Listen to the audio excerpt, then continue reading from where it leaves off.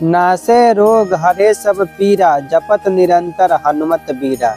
अर्थात हे वीर हनुमान जी, जब कोई आपके नाम का लगातार जाप करता है या उच्चारण करता है तो आप उसके सभी रोगों को नष्ट कर देते हैं और उसके सभी पीड़ाओं को दूर कर देते हैं।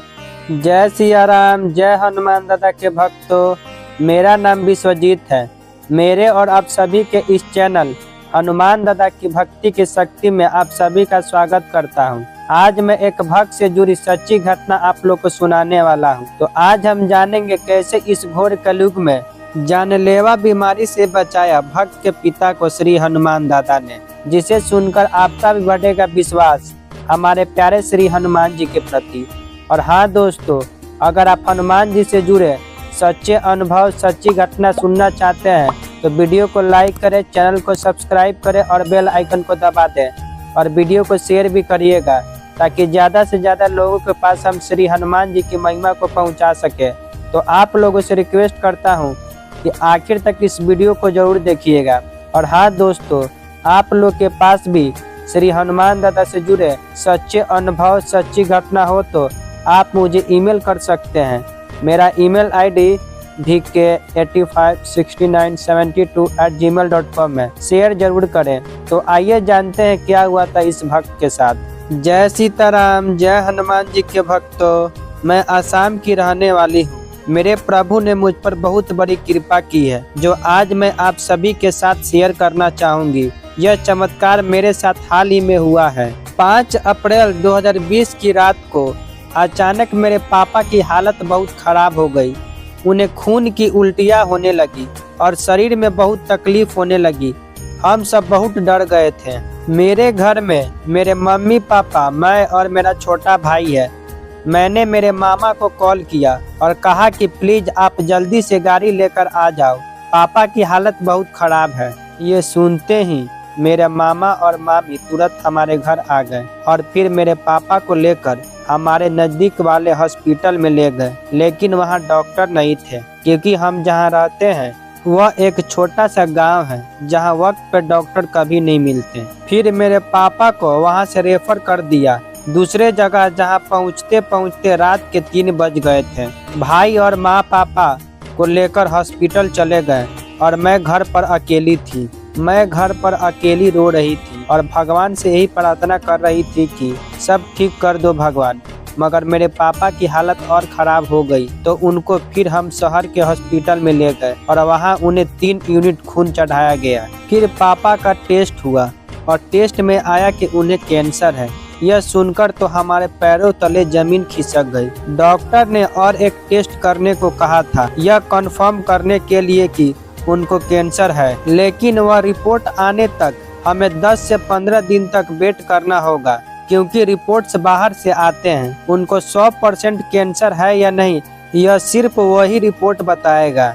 और तब मुझे ऐसा लगा कि मुझे इस संकट से सिर्फ श्री हनुमान जी ही बचा सकते हैं। मेरे भाई और मैंने श्री हनुमान जी की पूजा करना शुरू कर दिया। पूजा करते सिर्फ 2 ही दिन हुए थे कि पापा की तबीयत में थोड़ा सुधार आने लगा। मैं रोज अपने पापा के लिए श्री हनुमान चालीसा, श्री हनुमान बाहुक और सुंदरकांड का पाठ करने लगी थी और उनसे विनती करती थी कि हे बजरंगबली, मेरे पापा को ठीक कर दो और रिपोर्ट्स में गुड न्यूज लाना प्लीज प्रभु। हर रोज रोते रोते मैं उनको याद करती। जब मैं उनको याद करती तो पता नहीं मुझे एक आवाज हमेशा सुनाई देती रहती कि तेरे पापा को कुछ नहीं होगा, मैंने उनको ठीक कर दिया है, तू रो मत। बहुत लोग कहते हैं कि लड़कियों को श्री हनुमान जी का व्रत नहीं रखना चाहिए, लेकिन मैंने फिर भी रखा क्योंकि मुझे विश्वास है कि मेरे प्रभु कभी अपने भक्तों में भेदभाव नहीं करते और मेरी विनती मेरे प्रभु ने सुनी भी। 21 अप्रैल को रिपोर्ट्स आने वाले थे जो कि मंगलवार का दिन था। उस दिन मेरा व्रत भी था और उस दिन मैंने बजरंगबली को भोग लगाते हुए कहा कि जब तक अब गुड न्यूज नहीं आती तब तक मैं ना ही कुछ खाऊंगी और ना ही कुछ पीऊंगी। 3 बज गए थे लेकिन रिपोर्ट्स नहीं आए और हमें फिर से बोला गया कि रिपोर्ट्स 22 अप्रैल यानी कल आएंगे।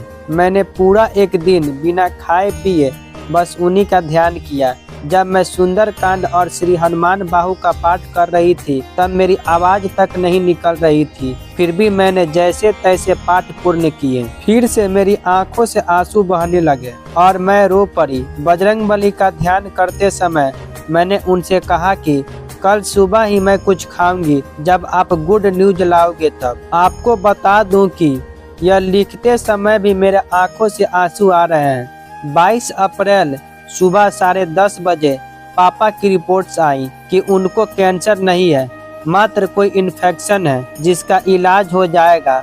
अब इसके आगे मैं क्या बोलूं? मेरे पास शब्द नहीं है। पहले मैंने कभी बजरंगबली को याद नहीं किया था। उनको पूजते हुए सिर्फ 2 ही हफ्ते हुए थे कि मुझ पर इतना बड़ा एहसान किया उन्होंने। मेरे प्रभु ने जो कृपा मुझ पर की है उसका एहसान मैं कभी नहीं चुका पाऊंगी। अब मैं अपनी पूरी जिंदगी बस उन्हीं के चरणों में अर्पित करना चाहती हूँ।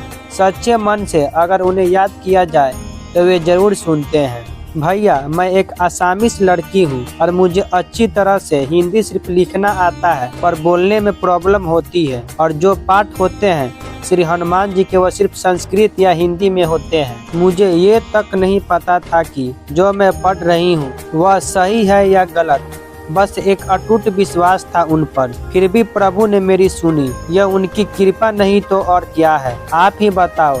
बस यही थी मेरी सच्ची कहानी, जिसमें मेरे प्रभु ने मेरे सारे दुख हर लिए। बजरंगबली सबका भला करें।